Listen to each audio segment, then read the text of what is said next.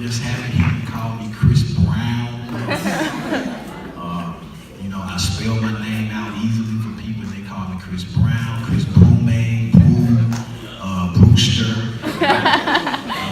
So I appreciate that. And to Principal Joyner and to the administrators, educators of Nexus STEM Academy, thank you for having me. Let's give our administration and educators a hand at Nexus.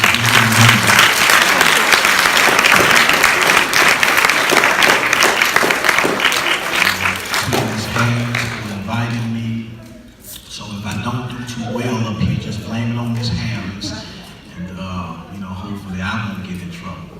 And then to our parents, thank you for your extra support of our students.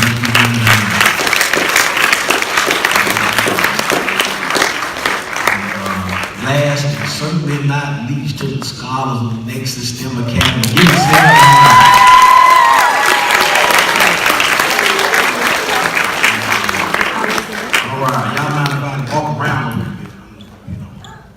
talking to children, so they like moving. Now I need you to repeat after me. Students on. Parents, you participate too, but students on. I need you to repeat after me, okay? As loudly as possible. Give one shot. Loudly as possible. Loud as possible. Girls first. No, don't repeat that. Girls first. All right, dream big. Boys. Come on, boys. Dream big. Come on, girls, one more. Dream big. Boys, dream big. Everybody, dream big. Give yourselves a hand.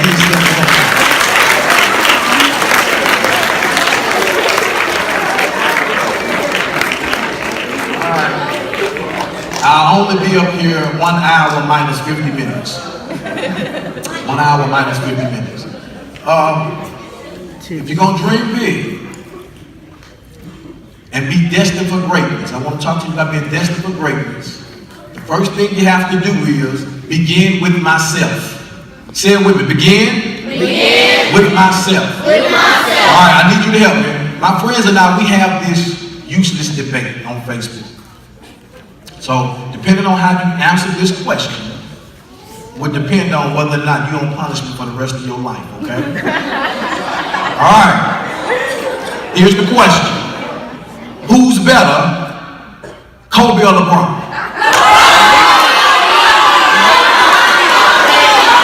All right. Okay. All right. If you think LeBron is better, raise your hand. All right, hands down. If you think Kobe is better, raise your hand. All right. Everybody who said LeBron is better, you're on punishment for the rest of your life. All right. I asked that question because when Kobe Bryant lost the championship to the Boston Celtics in 2009, they asked him what was the problem. He could have easily blamed his coaching staff. He could have easily blamed his teammates. He could have easily blamed, the fans not cheering him on hard enough. He could have blamed a lot of elements, but he said, you know what? They lost because I wasn't hard enough on myself, and I wasn't hard enough on my teammates. He took responsibility for them losing. Now here's a guy who practices 8 to 12 hours a day, and when he lost, he said, it's still my fault. That means Kobe looked at loopholes and he looked at certain things that could have been done better on his end. Therefore, he didn't blame someone else for his own mistakes. If you're going to be great, it may not be your fault, but you still need to take responsibility. It may not be your fault, but still take responsibility for all of your actions. Don't blame the friends, don't blame your parents, don't blame grandmama, don't blame granddaddy, don't blame the teachers, the educators, the administration. It's all on you. That's number one. Begin with you. The second thing I need you to do is to believe in yourself. Say it with me. Believe in myself. All right, here's why that is important. I know you've heard that before, but here's why that is so important. There's going to be some people who's supposed to believe in you that's not going to believe in you. My father was supposed to believe in me, but he ran out on me. I never saw my father until I was 26 years old. Never laid eyes on him. I'm 34 today. The first time I met him, he asked me for money to get drunk. Second time I saw him was in the hospital. He had tubes and stuff coming out of his neck and coming out of his nose because his choices ran him down a hole. And thirdly, the last time I saw my father was in a church, deceased. Every image I have of my father represents darkness, represents negativity, and it represents something that I had to make up in my mind I will not be. You have to believe in yourself, and you have to believe in yourself enough that when the negative presents itself in your life, you automatically can create the positive in your mind. The second thing, when I was 5 years old, my sister's boyfriend at the time kicked our door in and beat my sister half to death at 5.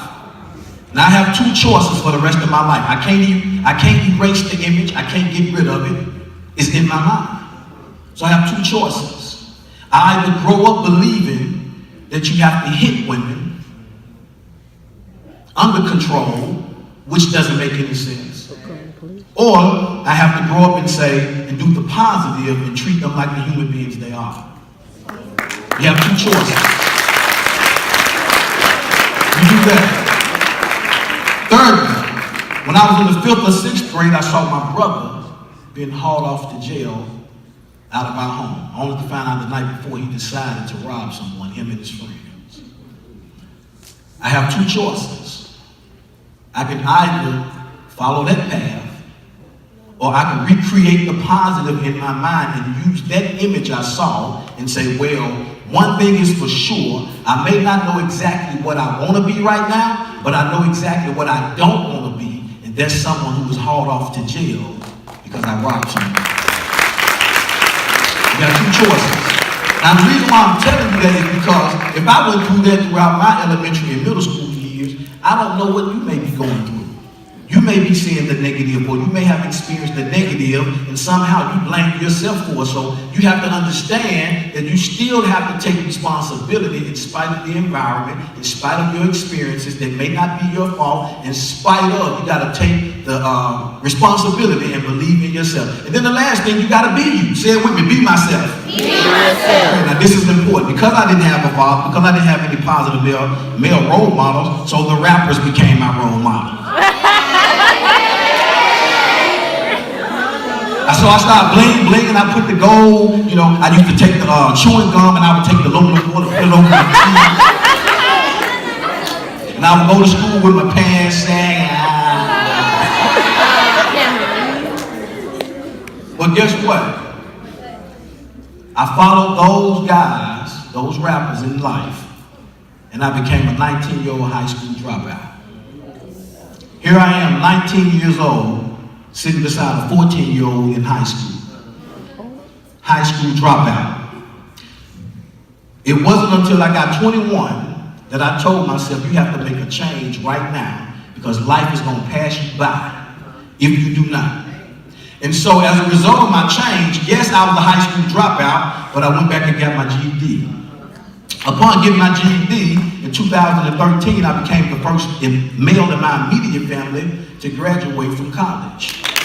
2013. Next month, on May the 12th, I become the first male in my immediate family to graduate with a master's degree. Not only that, I have started a business empowering young people. I have accepted my call into ministry. I have become an assistant pastor at a church. I'm only telling you that whatever you see in your life that told you what you couldn't be, what you shouldn't be, and what you wouldn't be, you need to recreate the narrative in your mind, instead of vision in your brain, and say, I don't care what life told me, I'm going to live my life according to how I was created to be. And that is powerful, and that is a winner, because that's exactly what you are.